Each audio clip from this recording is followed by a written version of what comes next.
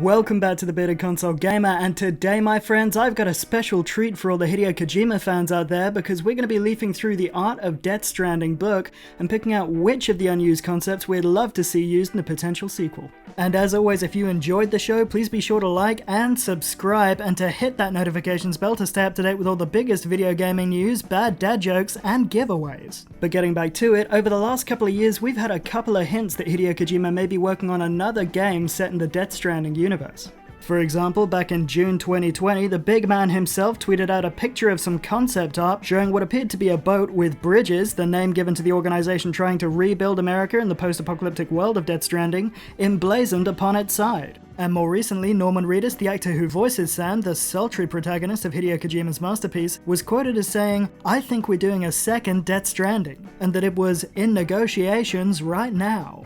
Now, along the way, there have also been comments from Hideo Kojima which have blurred the lines as to whether a direct sequel is actually happening, but we have enough evidence to suggest that a game may be in the works, and it could even see the return of Norman Reedus as Sam Porter Bridges. And given what we've seen from the director's cut, it's clear that Hideo has no problem returning to discarded artistic concepts when thinking up new content for the Death Stranding world. For proof, you need look no further than the cargo catapult and the old school racer that were explored during the concept art phase, subsequently cut from the original game, and later revived and developed for the director's cut. And so it's not out of the realms of possibility that Kojima would continue to draw on the unused wellspring of existing material from the concept phase of the first game when it comes to creating further content in the Death Stranding universe. But before we go through and pick out the concepts that we'd love to see in a sequel, let me just say that if you're a fan of Death Stranding, you should immediately head out and buy this book. Beyond the fact that it is literally gold, the presentation and quality is outstanding and the work of the artists is hauntingly beautiful. It is, as they say, a must-have.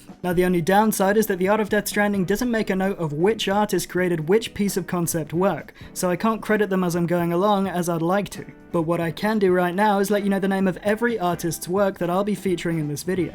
And they are Yoji Shinkawa, Chihiko Uchiyama, Toshiki Suda, Takayuki Yanasi, Bahi JD, and Sasota Hashiguchi. And I apologize unreservedly for each and every one of those pronunciations and ask you, my beautiful watchers, to go out into the world, find those artists, and put some respect upon their names. Now, without any further ado, let's get into which artist concepts from the original game that we'd love to see revived for a Death Stranding 2. And we're going to start with the potential quote-unquote monsters that we might just see in Hideo Kojima's next game. Throughout Death Stranding, Sam has to avoid spectral, otherworldly creatures known as beach things, or BTs for short, which are essentially the souls of once living beings that have been stranded in the realm of the living after failing to cross over to the other side following the cataclysm that was the Death Stranding event. Now, as Sam explores the desolate landscape of post-apocalyptic America, he'll only really come into contact with one type of BT randomly, and that takes the form of a humanoid figure which appears to be simultaneously decomposing and phasing in and out of reality. When these BTs detect Sam, they take on a more corporeal Tari form and attempt to drag him towards a larger BT who will attempt to consume him and cause a devastating explosion known as a void out.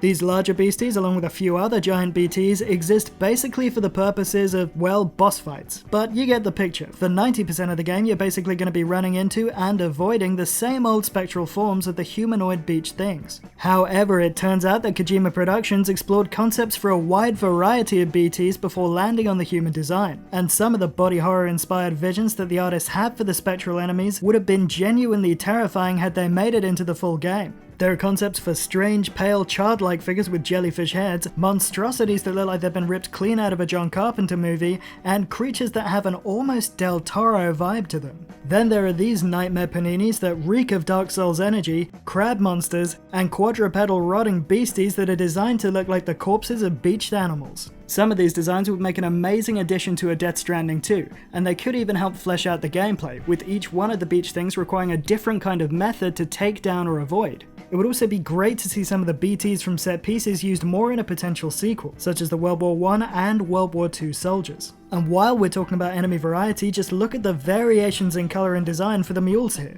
Granted, there was some diversity of appearance for the cargo-incest human antagonists of the base game, but I'd love to see them fleshed out just a little bit more in a potential sequel. Also, random side note, did you know that the terrorists in the game are meant to have an integrated system in their Metal Gear Ray-looking helmets that was designed to repel timefall with bursts of pressurized air?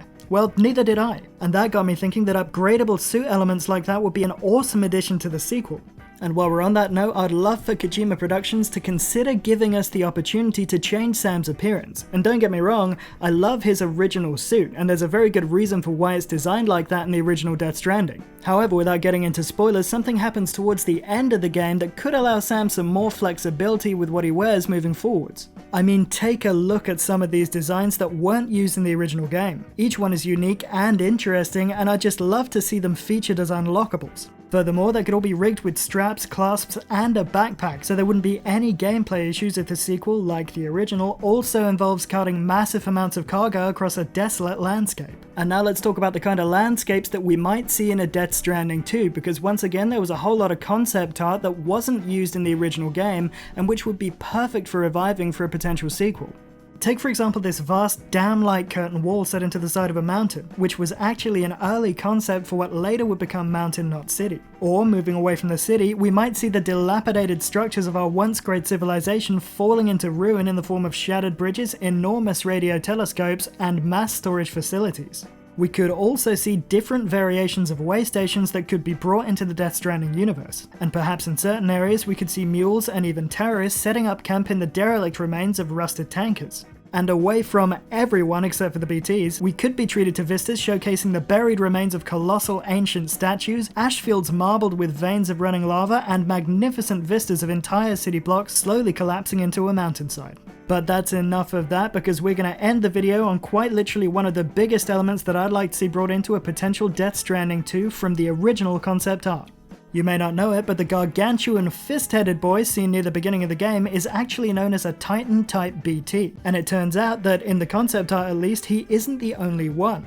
Numerous other Titan forms can be seen adorning the pages of the Gilded Art Book, and they are easily every bit as creepy, if not more so, than the big chungus that we see in key parts of the original game. I mean, just look at these concepts, both of which are crowned by a luminescent head adornment and appear to be capable of controlling the lesser BTs with intestine-like umbilical cords. Imagine running into these mamma jammers in the wild, or maybe these titanic armless freaks towering above the ruined remains of a void-out destroyed city. And then there are these alternate head designs for the original game's mighty chungus. It honestly is body horror at its absolute finest, a bucket of nope that I inexplicably want to dump all over my rapidly aging face.